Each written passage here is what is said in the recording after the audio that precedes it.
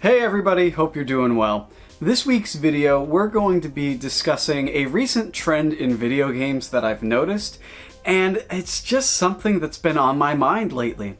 And I'm sure a lot of other sort of commentary, whatever, video essay channels have covered it, and we'll probably go on to cover it with more depth, but I just wanted to throw in my 2 cents about this trend that I've seen in gaming. The trend that I've noticed is the rise of these low-effort Friendslop titles. You might not know that Friendslop phrase right off the bat, you might not know exactly what that means, but it refers to games like Lethal Company, R.E.P.O, Mage Arena, Content Warning, and even Peak, a game that I really enjoy. And while that may not be too many examples, I have seen this genre, or at least this type of game, explode, because it's not really a genre if you think about it. So I wanted to look at these Friendslop games, what makes them work, and how and why the market is being flooded with a lot of low-effort versions of these games. So first, I want to discuss and sort of describe what a Friendslop game really is. And it can be many different things. That's the trouble with fully identifying it. It can be a horror game like R.E.P.O or Lethal Company. It can be more lighthearted like Peak, or even Big Walk, which isn't even out yet, or even PvP like Mage Arena. However, most of them, at least the low quality ones that have flooded the market recently, tend to be horror because that seems to be the easiest type to make. Most of these games feature low player counts and very clear objectives. In Lethal Company, you travel to different moons and collect scrap while avoiding monsters. R.E.P.O, you do the exact same thing, but it's abandoned locations after some sort of post-apocalyptic event. In Mage Arena, it's very simple. You just fight the enemy using the spells. In Peak, you must do exactly that. Climb the peak. You have a very clear goal. The other thing that these games have in common is the use of proximity chat, or spatial audio, whatever you want to call it. Proximity chat gives you the illusion that you and your friends are actually in the environment of the game. You'll hear voices echoes, or if a friend walks away from you, you'll hear their voice get quieter and quieter as the distance grows. This is something that nearly all of these games have in common. I would feel confident saying that all of the Friendslop titles feature some form of proximity chat. And it's an engaging tool, especially for horror. Hearing your friends scream or yell to run away from a certain part of the map, or hearing a monster roar and then your friend react, or even in a game like Peak, realizing that you're alone and calling out for your friend and searching for them and hearing their voice echo can be really engaging. However, you might say that many games have proximity chat, and you can add proximity chat to most games. There's plenty of Minecraft mods that add proximity chat. So does that make Minecraft a Friendslop game just because of that? I would say no, and that the real reason that we see this combination of simple directions and proximity chat is for the comedy. The reason these are called Friendslop games, emphasis on the friend, is that you're meant to play it with your friends. And the simple fact is, any game you play with friends can be fun. Even the worst game imaginable can be fun if you have friends playing it. This is true of if you have friends come over in real life to play a game, or if you find a really poorly made game on Steam and then play it together for a little bit. That's really the point of proximity chat, is to have these funny interactions. You have your friends running around, making jokes, causing problems, because it's funny, because it's like they're really there.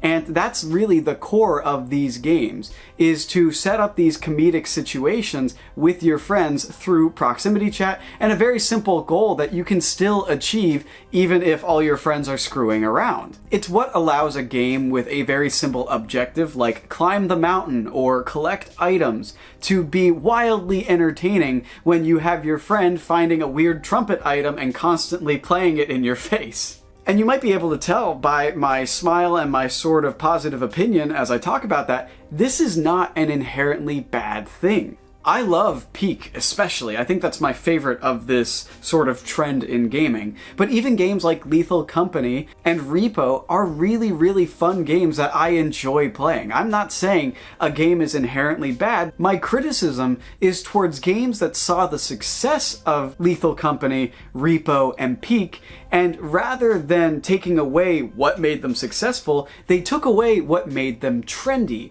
and popular. Games like Headliners, Content Warning, Mage Arena, Deadly Delivery, Skyward Extraction, and Exit Zone are examples of the games that have followed and didn't take the right lessons from the ones that came before. And that's not to say there's any right way to make a game. And once again, I am not personally attacking these developers or their games. I'm sure these games have been fun, and I'm sure many of you have played them. And it absolutely requires skill to create a video game at all, and to simply put it out there is an achievement on its own. So this is not an attack to these most likely indie developers. However, the simple party tricks and gimmicks of these games don't last very long.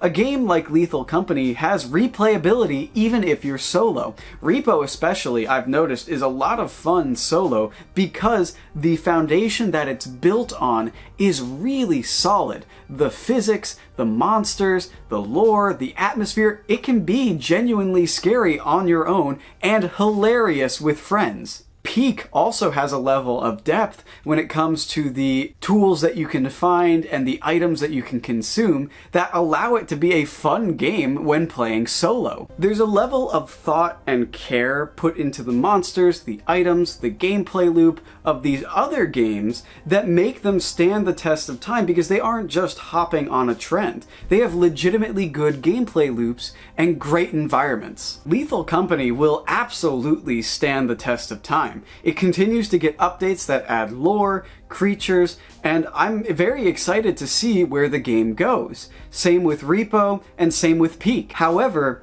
the influx of these trendy, quick cash grab games for $2 online that have a very basic premise and simply rely on you having friends to play it with and you recording the video, uploading it to TikTok and being like, hey, this is a hidden gem with friends. You and 3 friends are goblins who deliver Amazon packages. You know what I mean? While those might be fun in doses, it's simply that, a trend.